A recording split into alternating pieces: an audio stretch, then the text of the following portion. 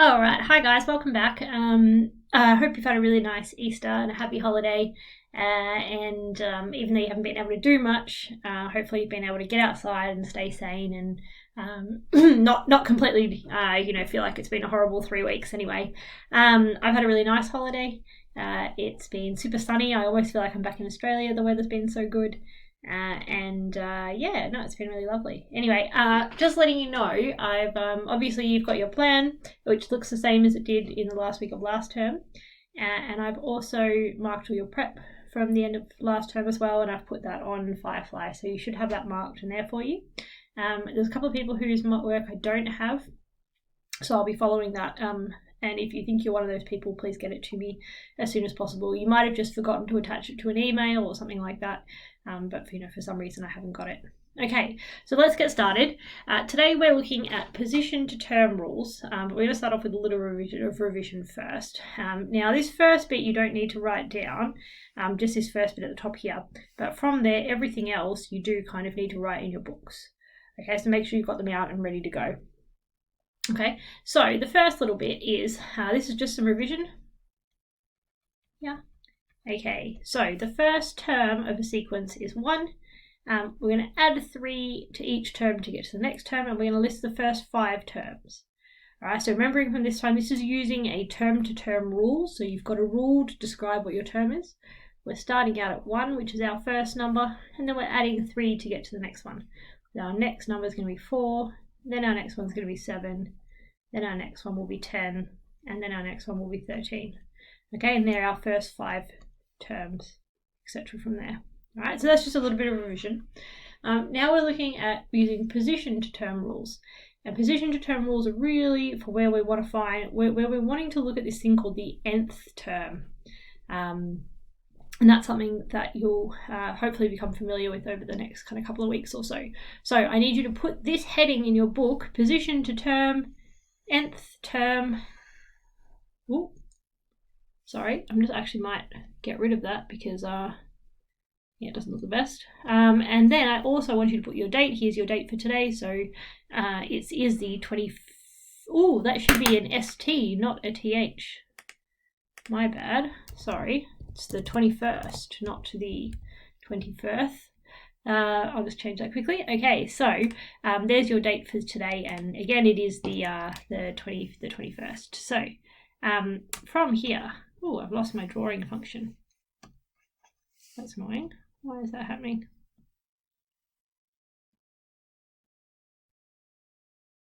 Sorry guys, I'm just going to pause this. You have to give me a second. All right, back again. Okay, so this idea of the nth term. Nth term, it's just called that because n is usually the letter that we use when we're describing sequences. So like for a lot of times when we're doing algebra, we use an x. When we're talking about sequences, we use an n. And that's just kind of a historical thing that we do. Now, nth terms come in really handy because say we had a sequence that we knew followed this rule. So if we, for example, had this one at the top here, where we had the first one starting at 1 and then you're adding 3, we could say that rule is n plus 3, okay? Because we're adding on 3 to every term. And so we could say that, we've got our first term, then we add 3 to get to the next one, and we add 3 to get to the next one again. So if we wanted to find our term when n was equal to 200, okay, that would be 200 plus 3, which would be 203. Okay, nice and easy. So that's what we're looking at here. So nth terms in this position, the idea of position to term, that comes in really handy where you've got a really big number of n's, or like when you're trying to find something that's really large. That's where it's used the most. Okay, so what I want you to copy in your books here is this little definition here. So we use n to mean the position that something is in a sequence. So for example, if we want to know what the third term is, then n is equal to 3. Okay, so I want you to write that down, and then when you come through, I'm going to work through this table here.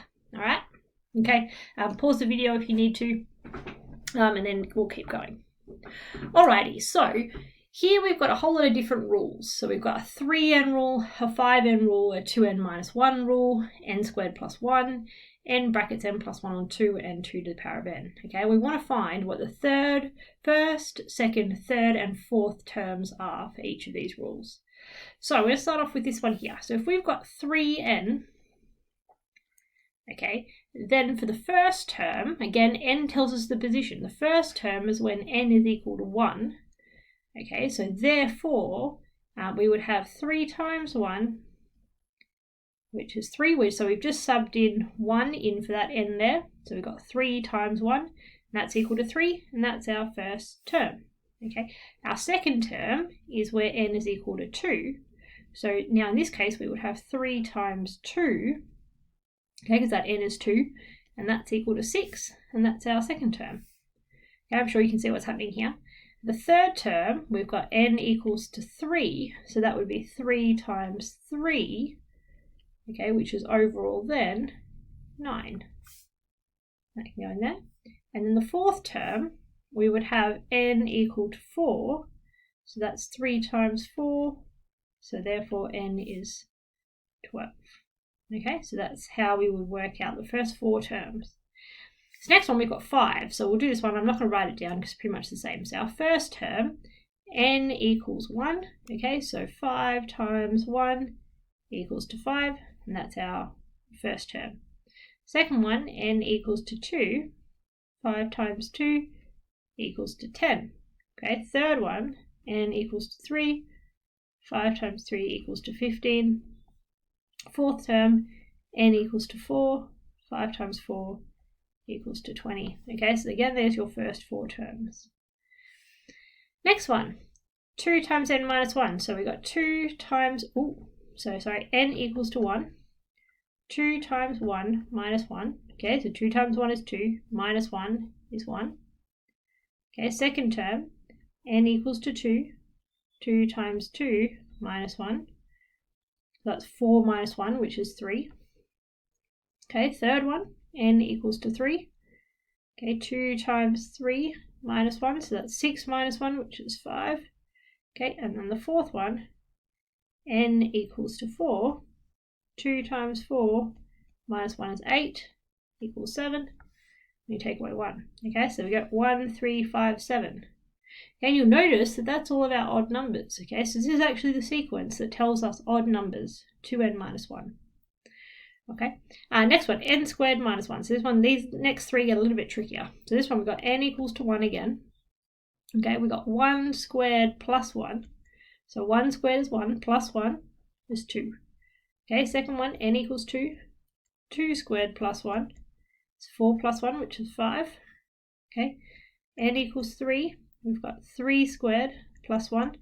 Okay, 3 squared is 9, plus 1 is 10. Okay, n equals 4. 4 squared plus 1.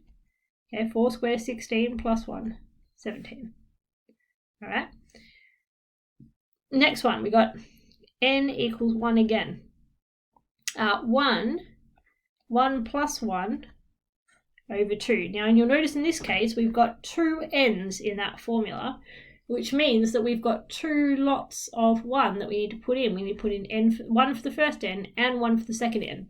Now, from here, we're going to have to use a little bit of BODMAS here. So we do brackets first. In fact, we might even do this one over to the side. So we've got 1 plus 1 over 2. So doing it using our BODMAS, or BEDMAS or BIDMAS or whatever you want to call it. Okay, 1 plus 1 is 2. So we've got 1 bracket 2, that's 1 times 2 over 2. Okay, then 1 times 2 is 2 over 2. And 2 divided by 2 is 1. Okay, so our first sequence is actually equal to 1. Okay, then our second term, again, we're going to have to put in the n's twice. So our second term, n is 2, so we've got 2 bracket 2 plus 1 over 2. Now, again, BIDMAS first, so we've got 2 bracket 3 over 2. Okay, 2 times 3 is 6 over 2. Okay, and 6 divided by 2 is 3.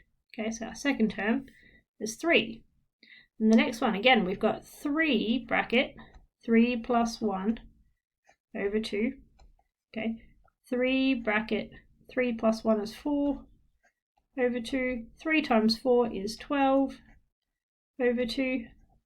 And so then we've got 6. All right, and last one, I'll do it up here. We've got 4 bracket 4 plus 1 over 2. 4 bracket 5 over 2. 20 over 2 equals to 10. Okay, and then we've got 10. All right. Now, last one, 2 to the power of n. Now, in this case, we've got 2 to the power of n. So we're doing 2 to the power of 1 for the first one because our n is 1. So that's equal to 2. Okay, 2 to the power of 2, that's 2 times 2, okay, which is, we know is 4. Okay, 2 to the power of 3, now that is 2 times 2 times 2, or we can just take the 4 times 2, which was 8. Okay, and then 2 to the power of 4, that's 2 times 2 times 2 times 2 times 2, or 8 times 2, okay, which is 16. All right, so what I would like you guys to do now is if you could copy in that table, that would be really good. And then once you've done that, I want you to have a go at finding the first 4 terms for each of these sequences here. So 4n plus 3, 3n minus 2, n squared minus n, 2n plus 3n.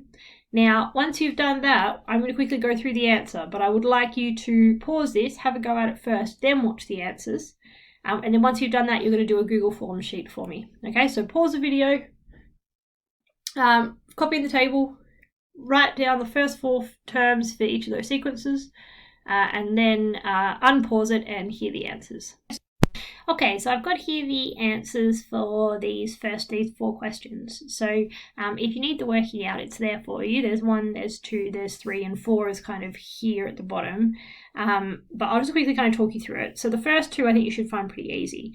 Your answers for the first one should be 7, 11, 15, and 19. And you'll notice that these are going up by 4s, and that's important for the next thing that we're going to look at after starting from Thursday. Okay, the second one, your answers should be 1, 4, 7, and 10. Okay, the third one is where it gets a bit trickier. Just remember that you're subbing in, you're changing the n twice. So for the first one, you should have both 1s. The second one, you should have 2s, 3s, and then 4s. And your answers for that one is 0, 2, 6, and 12. Right? And the fourth one's quite tricky, and if you've got this, I'm really impressed. Okay, remembering your powers, you can use a calculator for working this one out because it is quite hard, and you should have 5, 13, 35, and 97. Okay, and I'll just quickly talk you through this one. So we've got 2 to the power of n, 3 to the power of n. So 2 to the power of 1 is just 2, plus 3 to the power of 1, which is just 3. So those 2 together make 5. Now when n is 2, 2 to the power of 2 is 4, 2 to the power of 3, 3 to the power of 2, that's 3 times 3, so that's 9. And then they add together make 13. N is 3, 2 to the power of 3 is 8, that's 2 times 2 times 2. 3 to the power of 3 is 27, that's 3 times 3 times 3, so that's 35. And then the last one, n is 4, 2 to the power of 4, that's 2 times 2 times 2 times 2, which is 16. And 3 to the power of 4, that's 3 times 3 times 3 times 3, which is 81. So those 2 add together to make 97. Okay, I hope you enjoyed that and it helped a bit. I would like you to have got this Google Form sheet, but I'm aware that you're probably running out of time a little bit. So if you don't get to it till Thursday, that's completely fine, okay? And that should be the first thing that you do on Thursday if you didn't get a chance to do it today, okay? All right, thanks very much. Again, I hope you had a good holiday, and I'm looking forward to talking to you on Teams on Friday. Okay, bye.